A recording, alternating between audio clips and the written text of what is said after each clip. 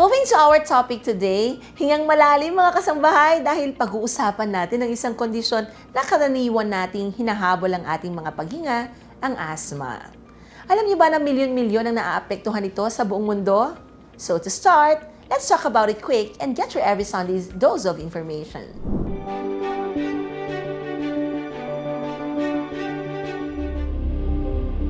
Ayon sa Global Burden of Disease Study noong 2019, tinatayang nasa 200 milyon at 62 taong nakakaranas ng asthma.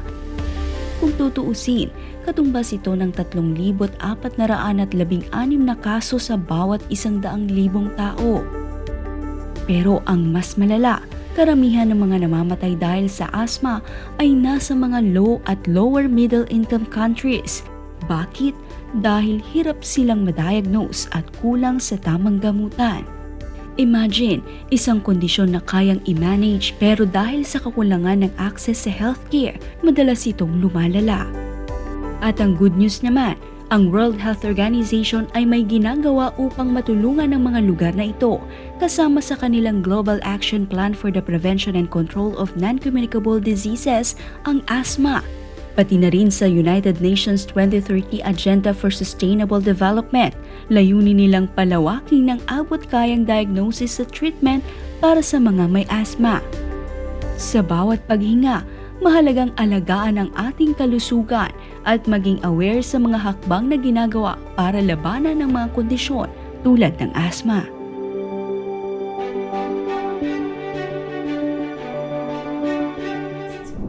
Let us welcome Dr. Annie May Gustilo from Makati Medical Center.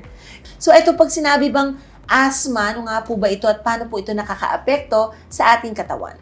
So basically, yung asthma, it's a disease of the lungs, no, sa baga. So it affects the airways o yung daanan ng hangin. So ang nangyayari po doon ito ay kumihipot or lumiliit, and there's also increase in production ng mucus or yung plema na tinatawag.